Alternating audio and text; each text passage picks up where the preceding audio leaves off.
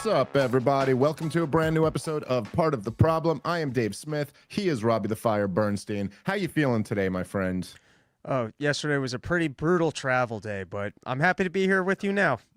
Dude, we had such a great time this weekend. Tacoma was great. Spokane was great. But man, getting from Spokane back to the East Coast is just, there's no way to do it that's not a But pretty rough I woke up trip. I woke up at 6 in the morning and didn't get into my apartment till 3 a.m.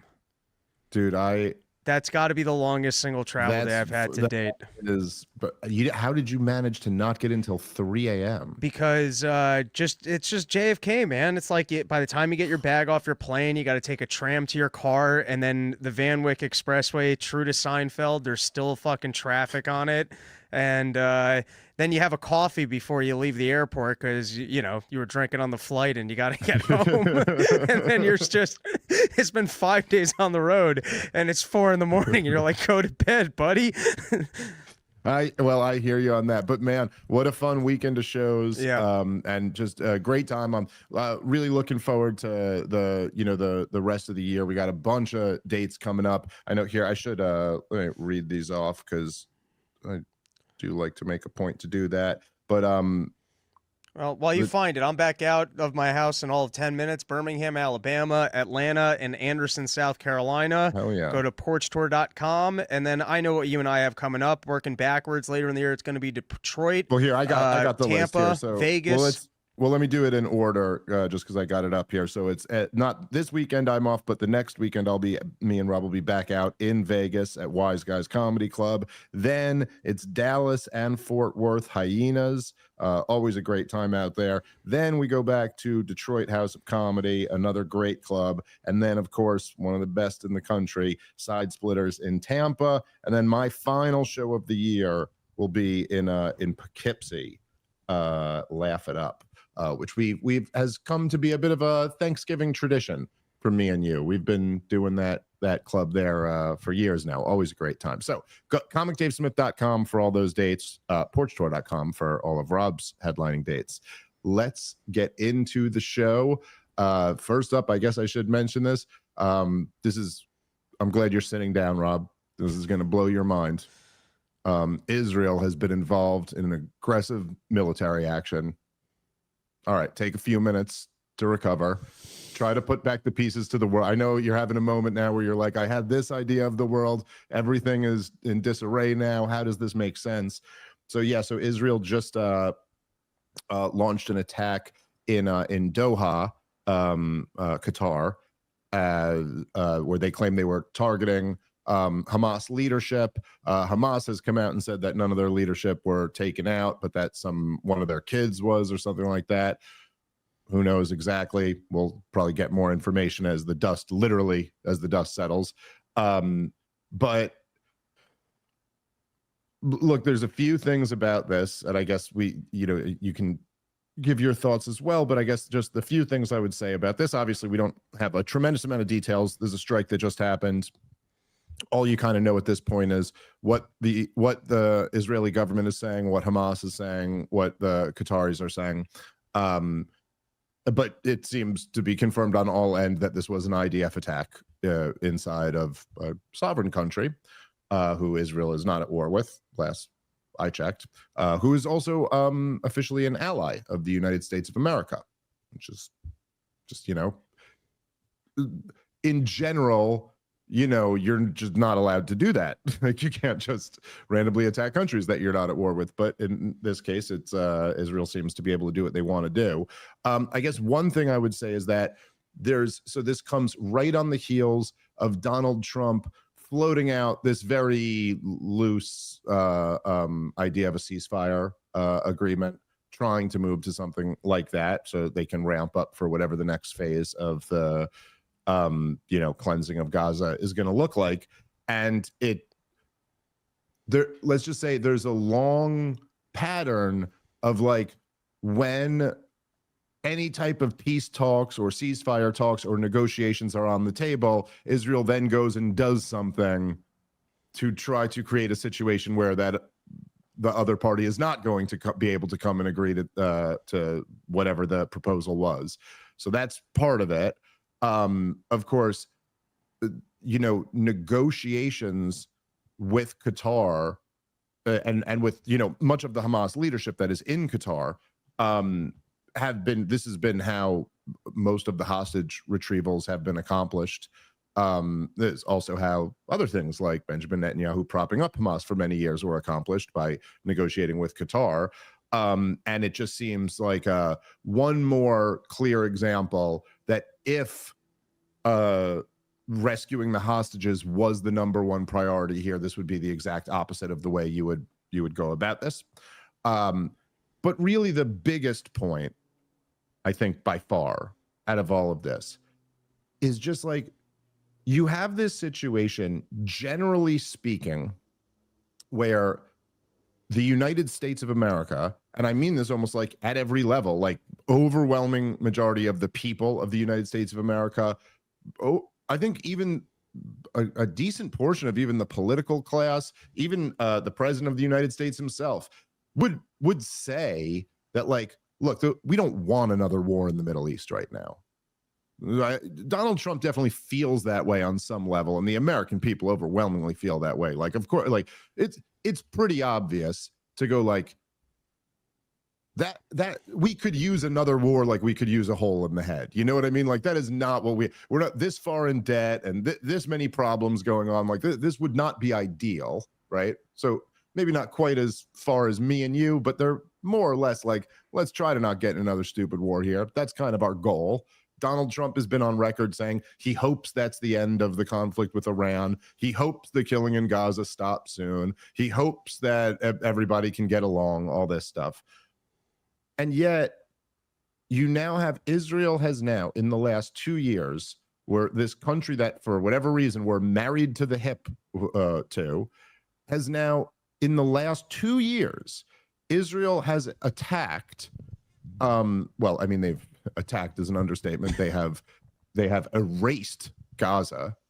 They have attacked the West Bank.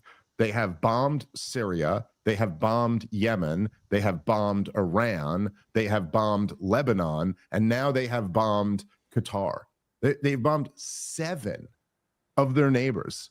They've had military actions / war / just destruction of a captive people with 7 of their neighbors. Like that is just crazy.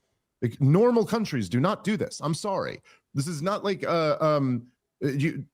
there's lots of problems in the world, but you look around the world, it's actually pretty rare that you'll find a country that's just like attacked 7 of its neighbors in the last 2 years.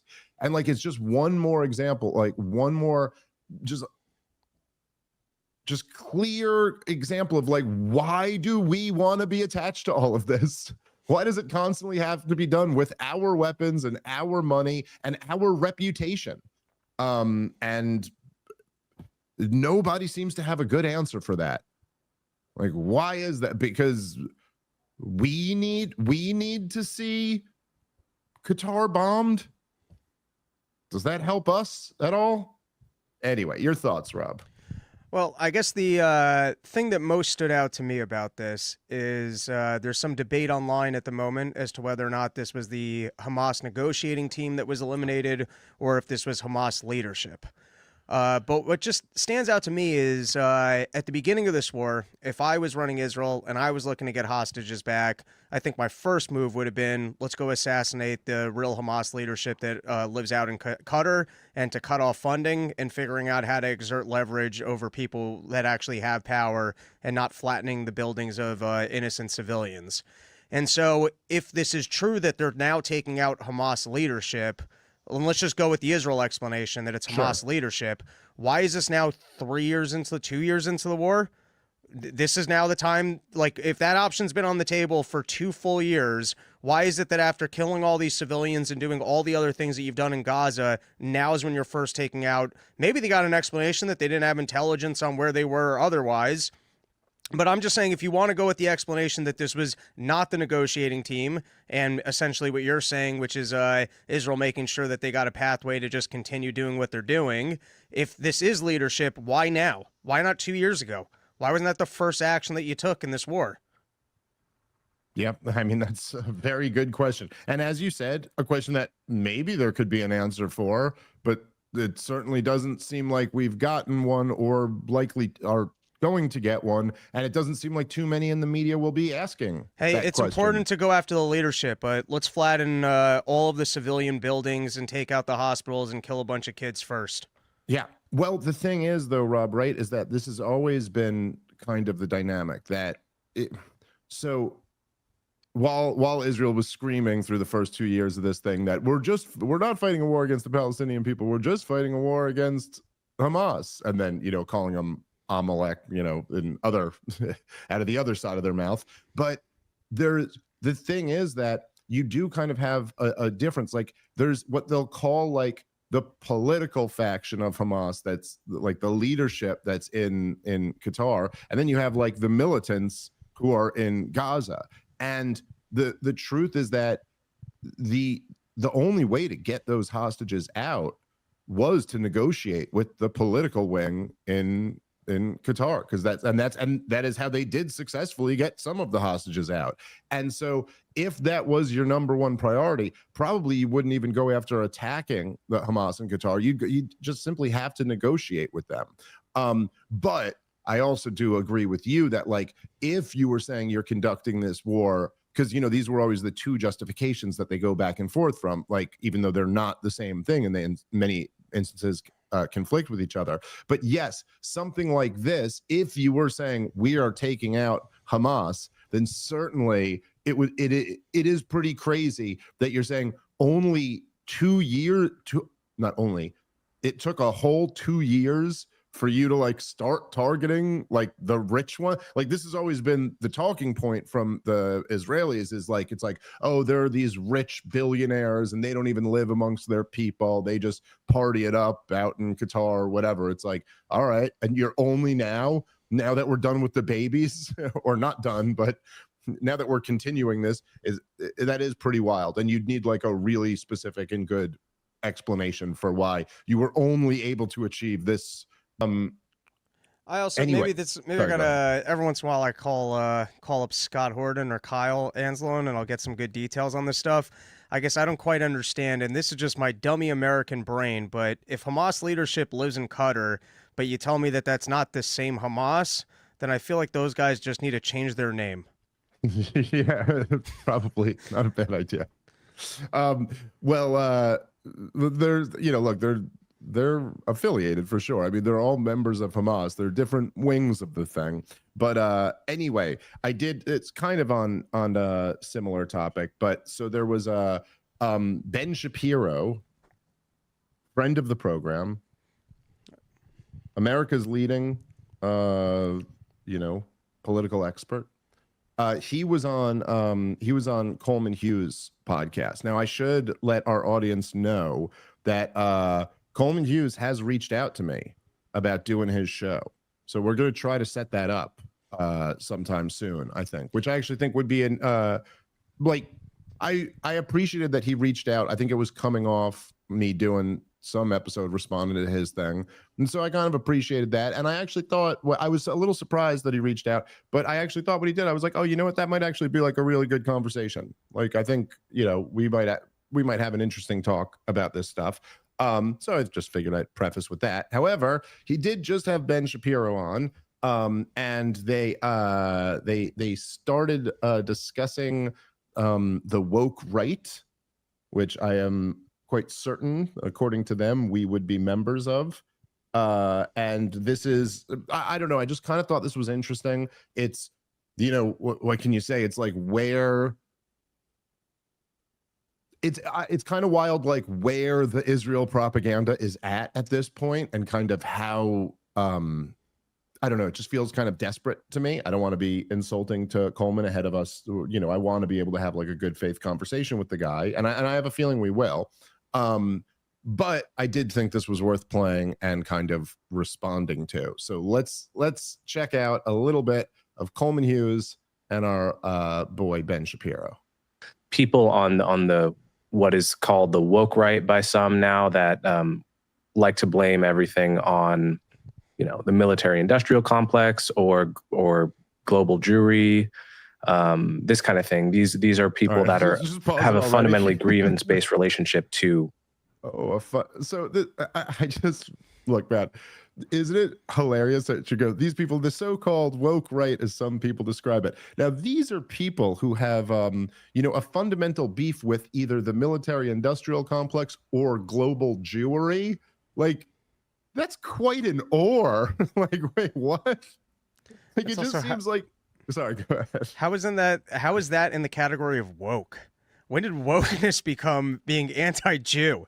I mean, I'm just saying, if you want to create a category of woke right and to pretend like it's like what we were describing as people being woke and that's anti-Semitism, Well, it just seems like it doesn't fall into the category of wokeness. I mean, look, I guess they can make some argument that like it's racialist. It's a different type of racialism, birds of a different feather or something. But I do think here, look, if you were going to say, which I've seen some people like point out and then try to like attack me, they're like, Dave, you say you think this whole woke right label is dumb, but then, and it was like a Reason magazine interview that I did in like 2017. And I had said something about how you do what you see now, reactionaries kind of like picking up some of the same tools that the progressives are using. And I was talking about the rise of white nationalism and like men's rights groups that were kind of like mirroring feminist groups. And they're like, see, that's the same thing you're talking about. And it's like, dude, look, everybody's made that observation. Yes, there are racialists on the left and there are racialists on the right. And okay, but the thing that they do that's so dirty every time, because this seems to me to be the whole thing of the dumbass James Lindsay woke right attack, is that you use those people, then you shoehorn in a whole nother group of people who are not doing racialist stuff at all, lump them together with the vaguest possible umbrella so that you can just use a pejorative. I mean,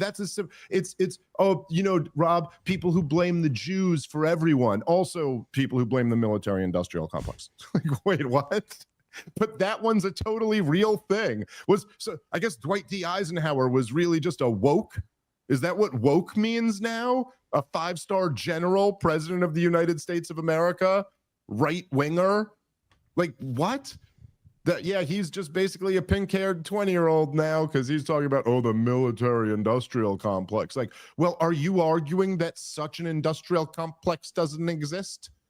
Are there not giant weapons companies that make billions of dollars off of war? Do they not fund think tanks who happen to put together policy papers that advocate for more wars? Do members of those think tanks end up serving in our Defense Department and State Department and executive branch?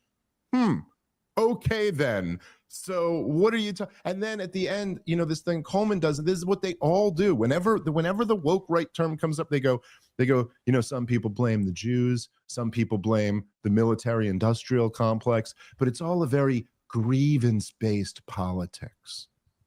Like, you see where he's like leading you down a path, but you're like, what the hell does grievance-based politics means? You know another way to describe grievance-based politics, Rob?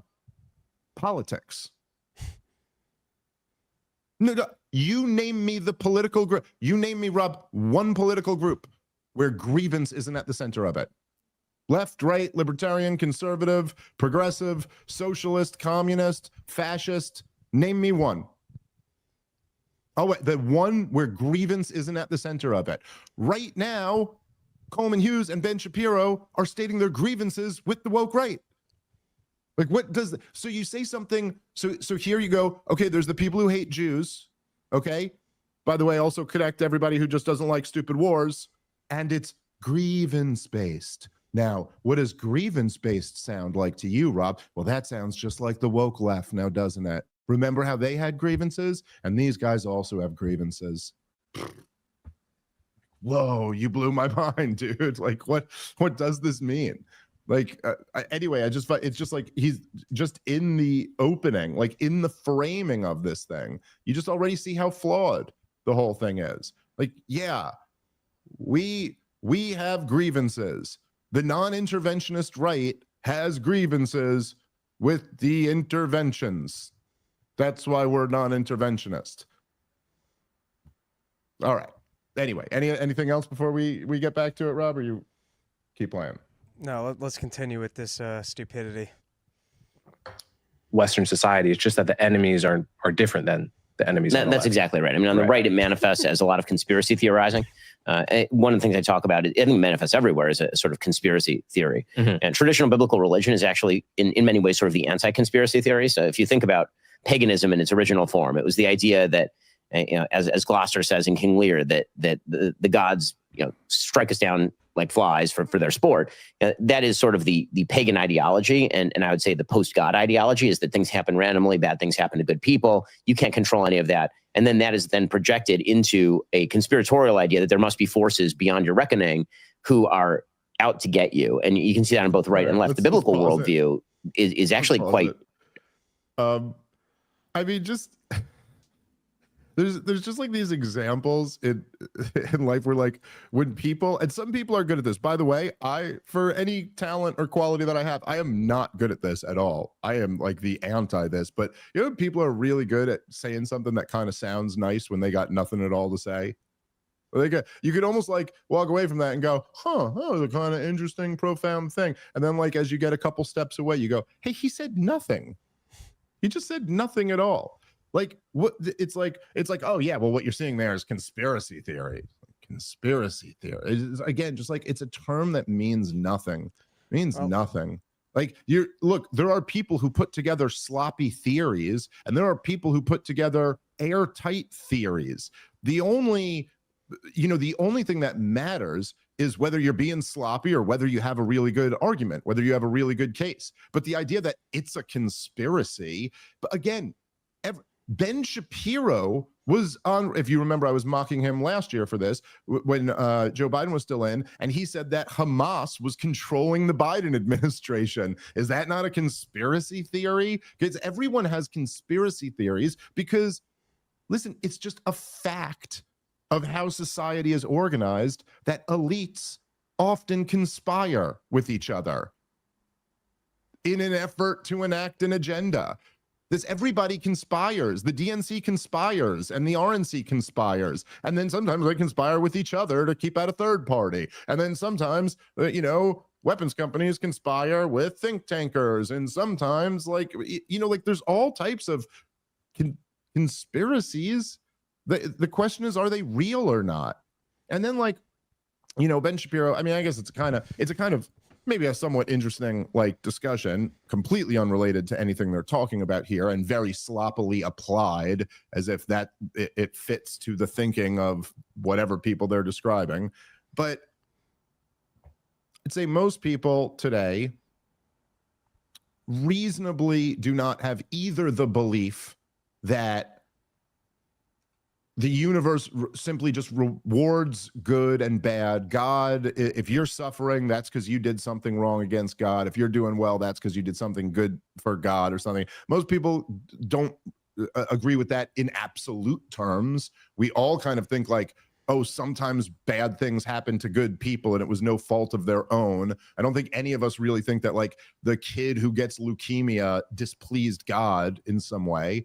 And yet I also don't really think any of us believe that what you do in life has absolutely no influence on how you end up, succeeding or failing in life. So anyway, I don't think either of those two frameworks are particularly useful, but it's not that there's an absence of this feeling that you have any agency or that you can control your own life that leads people to being conspiracy theorists. The much more likely answer here is that the reason why conspiracy theories are all the rage these days is because our current government has been lying through their fucking teeth to us about the 50 most important crises that have just hit the American people.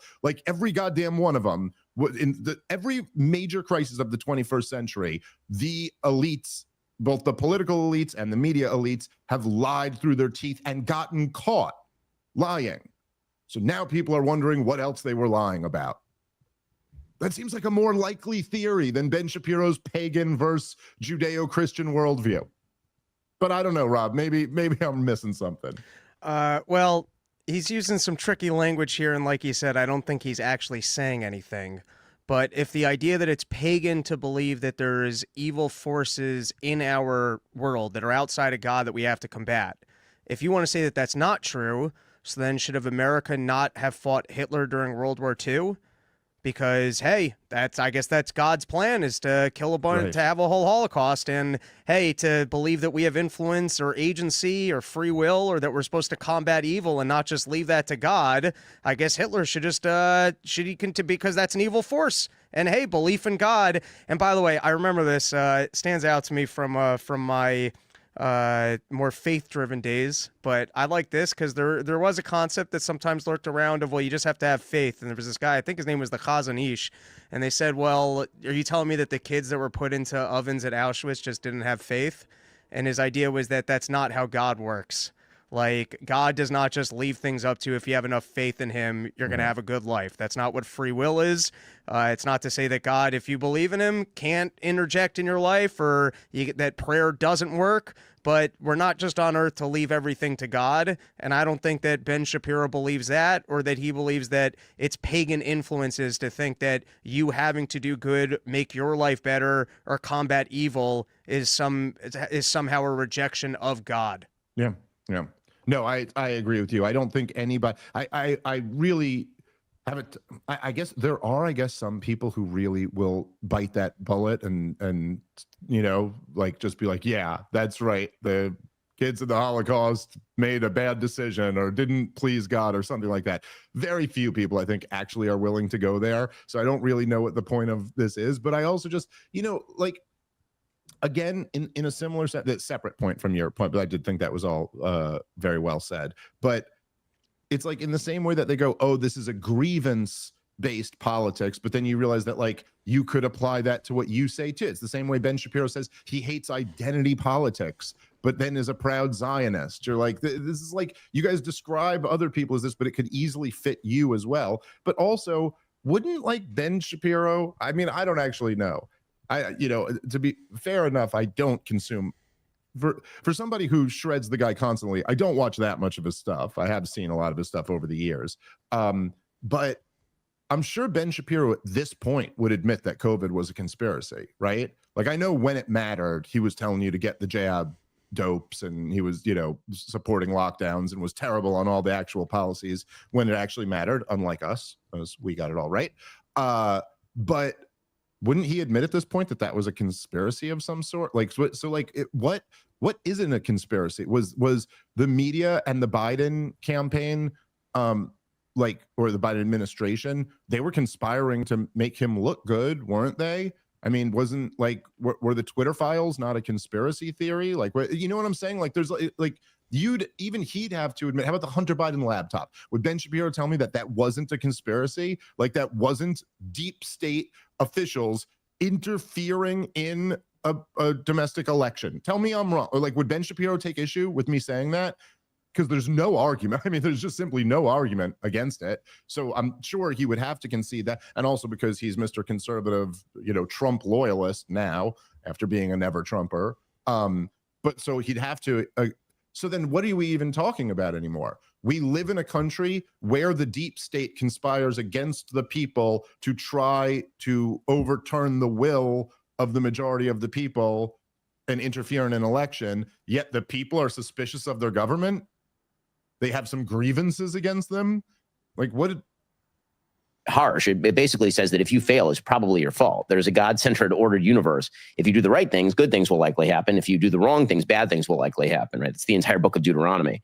And so the movement away from kind of personal responsibility and duty, that results in this very conspiratorial view of society, in which, again, shadowy forces are out there and they're manipulating you. And if you don't understand that, it's because you now have almost a Marxist false consciousness that has to be, you know, opened up. You need to be black-pilled. You need to be awoke. Pause it. I mean, like, again, dude, I just want, really, it's so, even after all these years, even after I've been through so many of these, it's stunning. Like, the lack of self-reflection, the lack of kind of self-awareness, like that. So that's the quality now, that you feel like there's kind of forces out there who are trying to manipulate you. But like, of course there are people who are trying to manipulate you. Who is arguing? Is your guys' position that you have not been arguing that others are trying to manipulate you?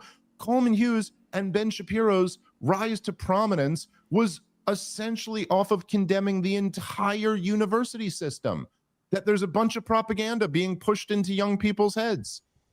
Is that not people being manipulated? Ben Shapiro's been against the liberal media and liberal entertainment and liberal Hollywood. This Ben Shapiro's been a huge critic of all of this. Is that not people trying to manipulate you? Like, isn't it just a very human thing to know that, like, yeah, there are, but like, again, this is what's interesting to me about it is that what's almost revealed, and this is why I put like on the members only show the other day, I was talking about this with Ben Shapiro, where he always finds a way to run to like, Israel is really open to gay rights. And you're like, I thought you were an Orthodox conservative. Like, what, gay rights is your deal now? I mean, I don't, okay, square that circle for me. But they always become almost like fundamentally liberal. And I mean this in the worst sense of the word liberal. The worst sense of the word liberal, like, to me, was almost like a ridiculously like rose-colored glasses way of viewing society and reality. I remember there was this one guy, I can't remember who it was, but I remember we were having a good time making fun of him. But it was somebody who was saying like, I think it might have been like around the Durham report, but they said something like, they were like, look, like if there was any wrongdoing, or they said something, the line was, no, the president isn't above the law. Now, if anybody at the FBI did any wrongdoing, then they should be held, legally accountable. But and I remember just making fun of it, where it was like, yeah, hey, those sentences sure do sound nice, don't they? But here in real life, the president is above the law. He's always above the law, and no one at the FBI is ever held accountable. Like it sounds nice what you're saying, but think about how goofy this actually is. And the idea that Ben Shapiro and Coleman Hughes are sitting here mocking the idea. It's like, who's being naive now, Kay? You're mocking the idea that in society there are powerful people who try to manipulate the everyday citizen? Rob, there has never been one society in the history of the world where that was not the case. It is always, every time, 1000% of the times, the way societies run is that there are elites, and those elites use propaganda to manipulate the opinions of their citizenry. You think that's like a weird view or something? It's the most realist view you could have. It's simply how things work. And this is almost on the level of someone going like, oh, this guy is such a conspiracy theory. He thinks we don't live in a democracy, but rather the government is controlled by powerful people. Like, what? Isn't this just 101 shit? Yeah, of course. Of course that's how it works. You should be embarrassed that you ever thought it didn't work that way. I don't know. Go ahead, Rob, if you got anything. No, let's continue. All right, let's keep playing. Into the problems in society that you never spotted before. It turns out maybe America was on the wrong side of World War II. Maybe the moon landing never happened, because the normal kind of response to this nonsense is to say, well, America seems like pretty awesome. Right? You have all these grievances against America, but I mean, let's face it, America kind of kicks ass. I mean, we defeated the Nazis, we defeated the Soviets without firing a direct shot. We have created the single most prosperous era in the history of humanity, with the broadest spread of wealth in the history of humanity. Like, we're kind of great. And so the answer to that from both sides is no, you're totally misapprehending history. For one side, it's the 1619 project. And then, as some folks at Free Press have written, for others, it's the 1939 project. Mm-hmm. All right. So here, what can I say about this? Okay, so first of all, I would say that what Ben Shapiro really is doing here is like, so it was Frederick Bastiat, who really truly one of the great minds of his time, a great man. And he was the one who wrote that, I forget exactly how he put it. Because he was, said it much more eloquently than I will, but he was basically talking about how the socialists intentionally conflate society with the state and society with government. And so like, and look, you got to admit to a crazy degree, we all do this on some level. It's a mistaken thinking every time, but we all, you know, kind of do a thing where we'll be like, oh, did you hear India attacked Pakistan? You know, and in your mind, it's like you go like the country of India attacked the country of Pakistan, but that's not really what happened, right? There's like this group of people in the government ordered this other group of people in the military to attack this other group. Like it's, and there you could see a thing where you're like, if you say America, what is America? Is America the people and their tradition and their culture and their religion? Is it the, you know, the mountains and the, like, you know, farmlands and the beach fronts, or like, or is it like Joe Biden and Donald Trump in Washington, D.C. making decisions? So my point is just when he goes, you know, there's all these people, it's like the problem is that America's actually pretty awesome. Like we're actually pretty great. Yeah, I don't think anyone's denying there are really awesome things about America. You can believe that and still believe that our criminal government in Washington, D.C., as I said, has been lying about the last 50 crises that have wrecked this country. Like those things aren't contradictory. And yes, it's true that like the market in America has produced all types of amazing things. And there's all types of amazing people. And we live at a time of like great technological wealth that was unimaginable to previous generations. But like, that doesn't mean that I can't point out that like our government has bankrupted the country at the same time and has killed millions of people in unnecessary wars and is like, you know, propagandized a generation of young people to believe horrible things. So there's no contradiction in any of that. And then the final thing, and then I'll kick it to you. You could have the final word on this, but like, you know, the way they try to spin this, like, oh, they had their 1619 project and these guys have their 1939 project or whatever that means exactly. But isn't the point there that like, well, look, the country drastically changed after World War II. After World War II is really the creation of the military-industrial complex, the creation of the CIA and truly the deep state as we know it today.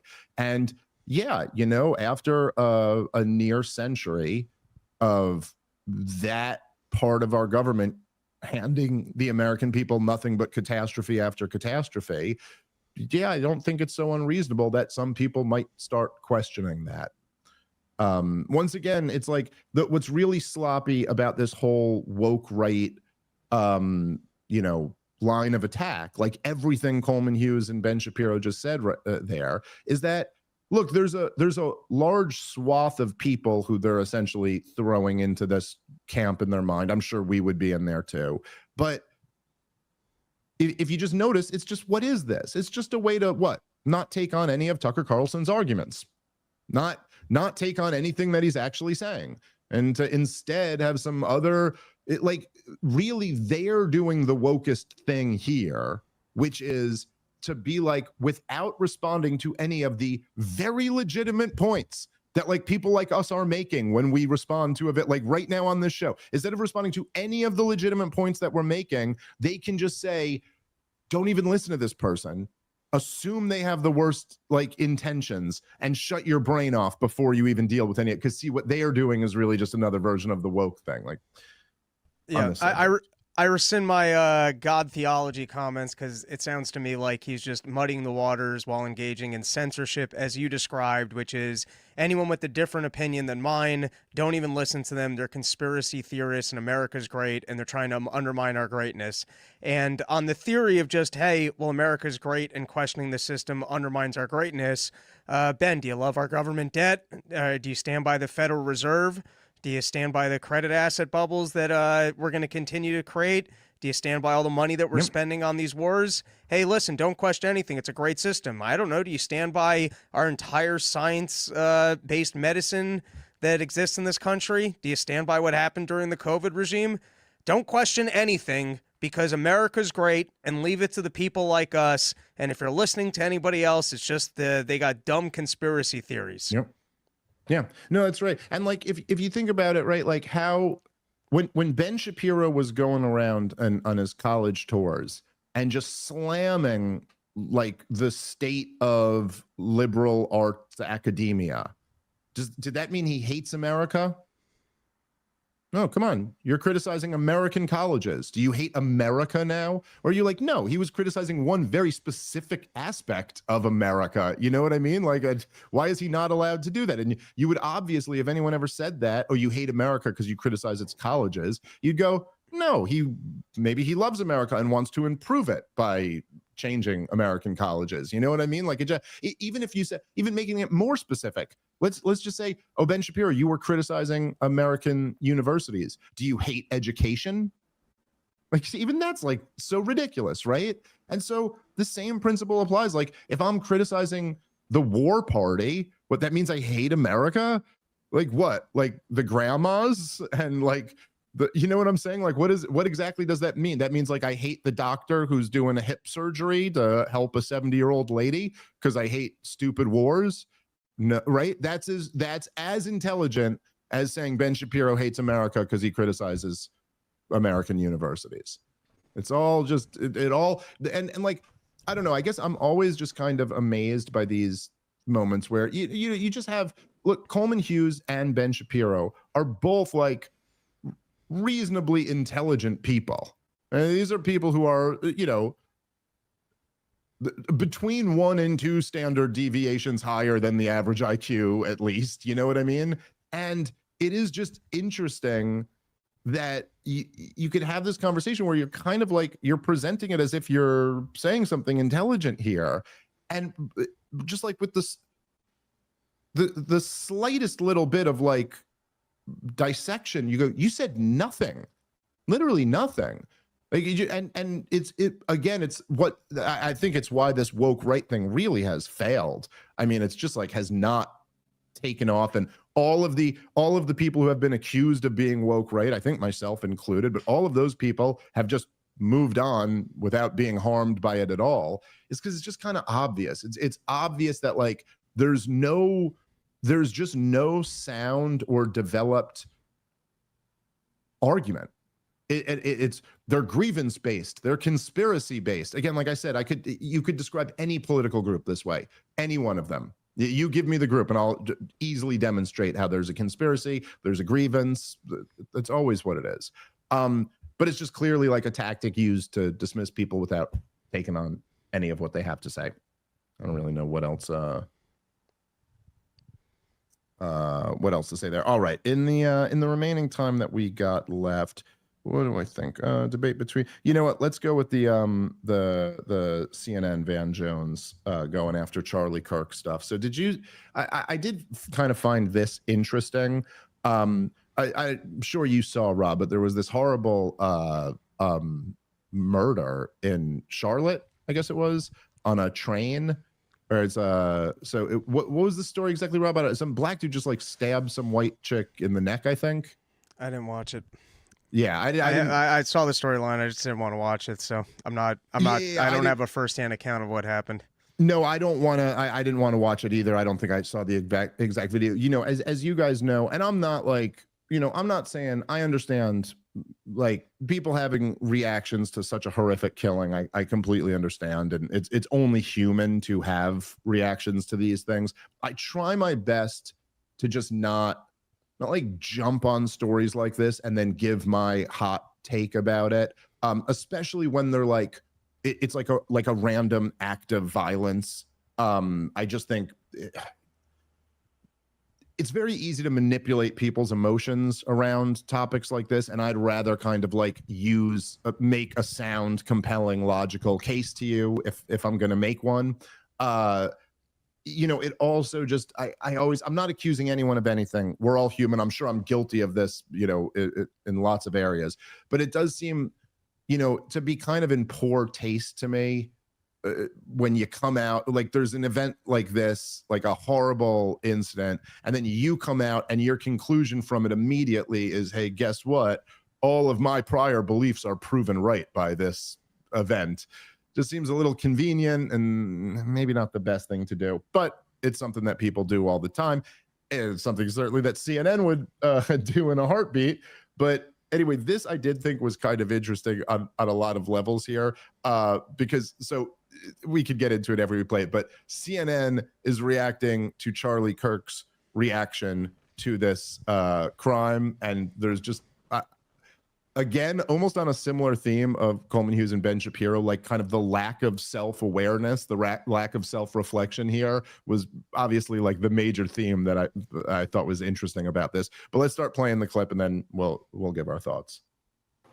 A white Ukrainian refugee was murdered just because she was white. Everybody knows that, obviously. If a random white person simply walked up to and stabbed a nice law-abiding black person for no reason, it would be an apocalyptically huge national story used to impose national sweeping political changes on the whole country. Instead, Megan Basham, no one seems to care when a white woman gets stabbed to the death. Wow. He said white a lot. Well, we are talking about it here, so I guess I don't think that's fair. Look, being in the system, because I have represented people who are mentally ill, and here's the balance. The balance is taking away people's freedom versus evaluating their mental illness. And New York City, there are a lot of programs for people who are mentally ill, but they have to want to be there. Yeah, and it's about forcing them to be there. When you are mentally ill, you have a hard time knowing that you are mentally ill. But also, I mean, people like Charlie Kirk, Van, they've been looking for opportunities to make this some sort of like reciprocal George Floyd situation. And that's the part that I think he's almost giving away the game. And it's sad to see a lot of people going along with it. You know, let me just say a couple of things. One is, I mean, what happened to that young woman was horrible. And it's everybody's nightmare. If you're in any public space, a subway, whatever, that something bad is going to happen to you or somebody you care about. So it does strike a chord. We don't know why that man did what he did.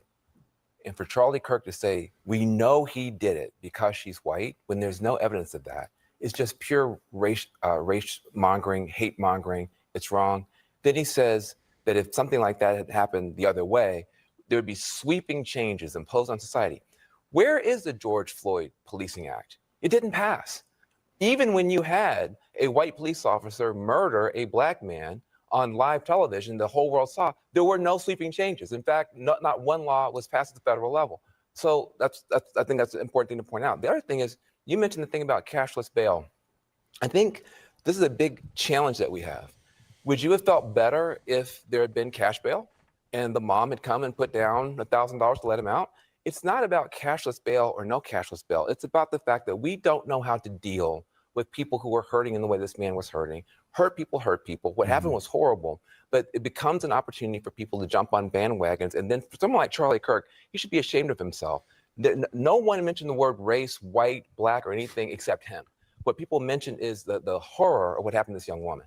Right. Van, I will agree with you. Okay, let's pause it there. He'll agree with Van, of course. I mean, I just thought that was fucking crazy that Van Jones would have the nerve to say that. And I'll let you get in here because I just got too many thoughts and I don't want to rant too long. But just on the most obvious point, just like there's a lot there, but the most obvious one is that you go like, dude, look, okay, Charlie Kirk does say there that he killed this girl because she was white, and everyone knows that. Like, I don't know exactly. I don't know that for sure. Does look like he picked a white girl to do this to, but like, I don't know for sure. But like, it's so crazy how they'll use this standard and go, that's just race hustling. You should be ashamed of yourself. There was no racial, no one was talking about race except you. So like the standard is the fact that this was a black guy and she was a white girl doesn't make it a racial incident. Like, okay, fair enough. I mean, that certainly could be the case. What exactly was racial about George Floyd? I mean, look, dude, there was no point in the George Floyd tape where like the cops called him the N-word or said, get on the floor, you black, whatever. You know what I mean? Like there was nothing about it that was, the only thing was that it was a white officer and a black guy. There was an Asian guy there. There was an Asian guy. There was another black guy. There was another, the rest of the officers around him, many of whom also got charged. they were like, it was the United Nations of all different, you know, racial groups. I literally think it was like an Asian guy, a Hispanic guy, and a black guy. Like it was very diverse, the cast, but he was white and the other guy was black. This made it the biggest racial issue of the decade, right? So like, dude, you can't turn around and then just go, oh, that's a ridiculous standard to say because they were different. Like, okay, this has been your model forever. Here, you go ahead, you give your thoughts. I got a few other things that I'll mention, but I have a feeling we might hit on some of the same things. So you go ahead. This is the primary thing that I'm picking up on. The hurt people. Well, then I guess the guy who killed George Floyd should be off the hook too, because he engaged in violence, and it must be because someone hurt him at some point in time. I think I read this in a book. Man, what was the name of it? It was like it was a contrarian book, and they had this piece on mental illness and basically the defense for crimes of, hey, the person's mentally ill. And I thought they made an interesting point, which was every other day of their lives, they didn't choose to engage in that crime. And so there was a choice there. And just as a thought experiment, I feel like because this came up in my head when we were talking about homelessness recently, and perhaps that we're just too accepting of the behavior. I feel like if I walked up to the craziest person in New York City, literally the craziest person, just think of the craziest yelling homeless guy you've ever seen. And I walked up and said, hey, I'll give you $100 if you walk to the end of the street, touch the street sign, and come back. 9 out of 10 times, I'm going to guess that homeless guy will do that. And the guy's crazy, but guess what? There's enough of incentive structure that all he has to do is walk there, touch something, and come back and make $100. Yeah, he's capable of acting rationally in his rational self-interest. If there's an incentive structure. So the idea of, well, this person had mental illness, and so that there should be any sort of a pass. Well, listen, if you're too mentally ill that it leads you to violence, then you need to be locked up. And the conversation doesn't just need to be how do we be more sympathetic towards people that have gone through hardship in their lives. If the hardship in your life is leading you towards being violent towards other people, there should be no sympathy for it. You've still engaged in violence, and you're a risk to the rest of society. And I don't hear them introducing this when there's crimes going the other way. Well, if anything, to me, they're just talking to Charlie Kirk's point of that. And I'm not saying I don't agree with anybody here, but I'm just saying the inserting mental illness because it's a one-off occurrence of a white person being killed by a black person going, well, what we need to look at is the hardship that people are going through. No, that's not how you fix crime. 100%. And particularly, dude, when you hear about the thing, I forget the exact number, but the guy was arrested like 14 times before. Yeah, well, then that's a clear problem with our Justice Department. So that's the problem that people are going to like, come on, dude, if somebody has committed crimes this much and they are this far gone that they're the type of person who's capable of doing something like this, then God damn it, our system should have a way of not letting that person back out on the street. So that's one major factor. But it's also like, you know, first of all, like I said before, like you guys have already embraced the model that if it's a white cop on a black guy or if it's a white person on a black guy, therefore that's a racial issue. So why exactly is it that you're not allowed to say that in reverse? Now, I obviously, like when you made the point there, you go, I'm not agreeing with anyone here. Like, because I'm saying there's an argument to be consistent on both and be like, no, it's not automatically a racial issue unless there's something racial about it, in which case then it is. But like the onus is on you to demonstrate that it's not just de facto assumed, because like in the same way that like if I just get in a fight with someone at a bar and then you go, he had blue eyes, well, you don't just automatically assume that I hate blue-eyed people and the reason for the conflict is his blue eyes. There could be a number of other things that were the reason. In fact, there probably are in this example. Okay, that being said, the impression, which I know, like, you know, there's been like a million like videos of people being exposed like this, but do you ever see, they actually did one poll on it where they would ask liberals like in 2020, like, how many unarmed black people get killed by police every year in America? And they would like be like, I don't know, you know, tens of thousands. And then they're like, the answer is 9. There were 9 last year. And here are the stories of those 9. He was running at the cops and tried to beat him. He tackled the cop and reached for his gun, you know, because like that's technically an unarmed guy too. So like it's just, however you feel about it, they were making it out like this is something that happens all the time, when in fact, by the numbers, this is something that very, very rarely happens in a huge country of hundreds of millions of people. Now that, by the way, does not mean there's not a lot of problems with the way policing is done in this country. And that does not mean that the civil rights and natural rights of Black people and just about every group of people are not systemically abused by police. But in terms of the narrative of like police shooting unarmed Black person, that actually does not happen a lot in this country at all. It's very, very, very rare, and they're usually very high profile situations when they happen. Black crime, on the other hand, is not like that. And this is not a thing that's like, oh, this isn't a real statistic or something like that. This is, oh, this happens like 9 times a year. Black crime, like, dude, Black men are like 6% of the population, and they commit like 50% of the violent crime in the country. It's because society hurt them, Dave. Well, look, dude, it might be actually. But they're not responsible because society hurt them. Right, but there's a difference. And we're looking at the wrong thing when we look at punishing. The thing about it is that the truth is that the Black community used to be far less violently criminal than it is today. And so, yes, there are reasons, and some of those are from external factors that aren't Black people's fault. Also, it should be pointed out that when you say, 6% of the population commits 50% of the crimes, that's not really true. It's not the entire 6% that do that. It's a tiny percentage within that, and there's lots of Black people. The overwhelming majority of them do not commit acts of violence like this. That being said, it's a real factor that this is where 50% of the violent crime in America is coming from. And that's like, so Charlie Kirk isn't allowed to bring that up and apply the same standards that CNN uses to the same dynamic. That's complete bullshit.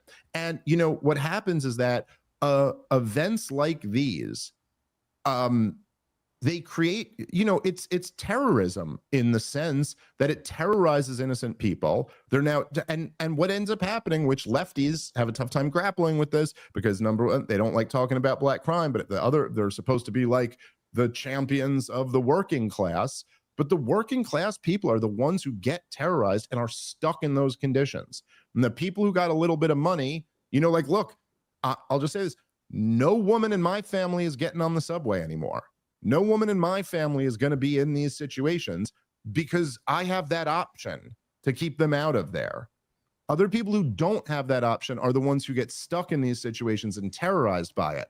And the fact that police are letting people who are violent offenders, who have been arrested multiple times, in some cases dozens and dozens of times, and they're still sent out on the street so that Van Jones can then come along and go, well, this person was hurting, and we have to find out a way to how to reach these hurting people. It's like, dude, you're talking about a guy who you just saw stab a woman in the neck, completely unprovoked, just senseless, horrific, violent crime.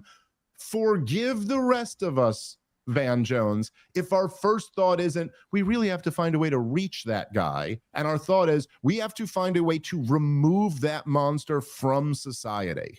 That's how sane people are going to think about this. And you could say it has nothing to do with like a racial issue, but on some level, Rob, Van Jones is saying it like this because we're talking about the Black criminal attacking the white girl. Because if we were talking about, like in Charlie Kirk's example there, if this had been some white guy who just did this to like a little Black girl, I mean, okay, she was an adult, but you know what I'm saying? Like, it's like a young girl that just did this to her. I don't think Van Jones would be talking like that about it. I think he'd be talking about him like he's a fucking monster who needs to be like, you know what I mean? Just violently removed from society in whatever form. And so it's like, dude, you don't get to be tribal about this on your side and then blast tribalism on the other side, especially when that tribalism has way more of a legitimate case on their side. And then one other thing I'll say real quick, Rob, and then I really do have to wrap up here, is that, he could say, oh, there was no national policy that was imposed. I mean, there were several local policies that really were disastrous in the wake of George Floyd. But I don't know, how about an entire summer long of the largest sustained riots in modern American history with billions of dollars of property damage and the entire backing of the political and media class while police are standing down. I don't know. That feels like a pretty big change for America. Like that's what happened in the wake of George Floyd. And on some level, we all just know that won't happen in the wake of this.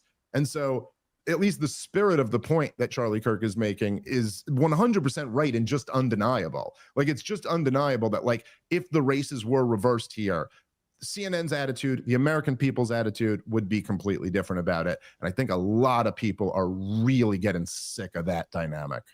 Yeah, last word to you quickly. No, we can call it there. Porchstore.com, Comic Dave Smith, come out for the live shows. It was a great run of 5 shows last week, and still a lot more comedy coming this year. Hell yeah. All right. Talk to you guys soon. Peace.